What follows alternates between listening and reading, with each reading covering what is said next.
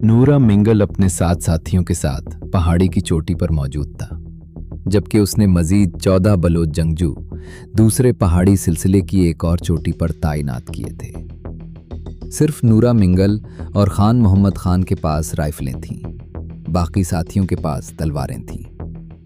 नूरा मिंगल और खान मोहम्मद खान ने बरतानवी दस्ते पर अचानक यलगार की।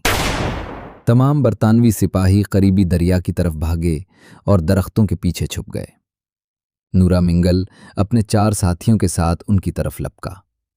उसके साथियों के पास सिर्फ तलवारें थीं और उन्होंने बरतानवी फौजियों पर भरपूर हमला कर दिया। इस दौरान एक बलोच जंगजू साथी ने अपनी तलवार से कैप्टन हेंडरसन पर हमला किया, लेकिन कैप्टन हेंडरसन ने उसे गोली मार दी। अब मैदान में सिर्फ नूरा मिंगल बाकी रह गया था। नूरा मिंगल ने मौका गनीमत जानकर कैप्टन हेंडरसन को गोली मार दी। कुछ ही देर बाद कैप्टन पुरगल हेंडरसन की लाश की तरफ रेंगता हुआ बढ़ा, लेकिन वो भी नूरा मिंगल बलोच की गोली का निशाना बना। लेफ्टिनेंट क्लिनिकल खड़ा हुआ तो नूरा बलोच की गोली उसे भी जा लगी और पूरा बरतानवी दस्ता भाग खड़ा हुआ। पलटन 2 हिस्सों में बंट गई। उनका कमांडर सामने मौजूद था। खान मोहम्मद खान की गोली उसे लगी, जबकि एक और अफसर नूरा मिंगल की गोली से मारा गया। यूं बरतानवी फौज में अफरा तफरी फैल गई। इस लड़ाई में नूरा मिंगल ने कम से कम 90 गोलियां चलाईं। उनमें से 3 गोलियां घोड़ों को लगीं और बाकी बरतानवी सिपाहियों के सीनों में पैवस्त हुईं। खान मोहम्मद खान ने भी कई सिपाहियों को हलाक किया।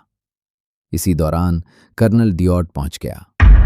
लेफ्टिनेंट क्लिनिकल, जो जख्मी हालत में था, ने उसे पूरे हमले की तफसील बताई, जहां उन्होंने 2 कैप्टन समेत दर्जनों की तादाद में सिपाहियों को खो दिया था। क्लिनिकल ने यह भी कहा कि हमने उनके 33 साथियों को मारा जो सिर्फ तलवारों से लैस थे। कर्नल डिवॉइड वर्ड पहुंचा, जहां उसने वली मोहम्मद, जुम्मा खान और दीगर कबाली सरदारों को बुलाकर हिरासत में ले लिया। इसके बाद कर्नल डिवॉइड ने नाल, ग्रेशा, मौला, गाज की तरफ पेशकदमी की, लेकिन वो नूरा मिंगल को गिरफ्तार ना कर सका। बरतानवी फौज किसी भी हालत में नूरा मिंगल को पकड़ना चाहती थी, जबकि बलोचों के दिलों में उनके लिए एहतराम था और वो किसी भी सूरत नूरा मिंगल को बरतानिया के हवाले करने को तैयार न थे। मगर दूसरी तरफ असलहा और खुराक की कमी के बायस नूरा मिंगल के बहुत से साथी गिरफ्तार हो गए और कई ने हथियार डाल दिए, लेकिन नूरा मिंगल ने सरे तस्लीम खम न किया। जब उसका अपना असलहा खत्म हो गया तो वो कोहे बब के पहाड़ों में मौजूद था। उसकी राइफल नाकारा हो चुकी थी और बंदूक की नाली में जंग जम चुका था। वो एक वफादार साथी की तलाश में था जिस पर उसे यकीन हो कि वो उसकी राइफल दुरुस्त करवा सके। वो खारान के सरदार हबीबुल्लाह के पास पहुंचा, जिसके वालिद उसके बचपन में कत्ल कर दिए गए थे और उसे अपनी रियासत से बेदखल कर दिया गया था, जिसके बाद वो पनाह की तलाश में था। नूरा मिंगल के कबाली सरदार ने उसकी मदद की थी और किसी न किसी तरह उसे दोबारा उसकी सरदारी दिलाने में किरदार अदा किया था। लेकिन हर कौम में अच्छे और बुरे लोगों का होना आम सी बात है।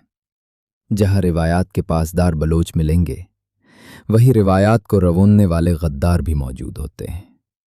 ये सिलसिला रोज़े अव्वल से चलता आया है और अभी तक जारी है। ऐसा ही कुछ नूरा मिंगल बलोच के साथ भी हुआ कि जब नूरा मिंगल खारान के सरदार हबीबुल्लाह नौशेरवानी तक पहुंचने में कामयाब हुआ, लेकिन नौशेरवानी ने उसकी आमद की खबर हर तरफ फैला दी कि नूरा मिंगल खारान पहुंच गया है। ये खबर तेजी से क्वेटा और नोशकी में मौजूद बरतानवी फौज तक पहुंच गई।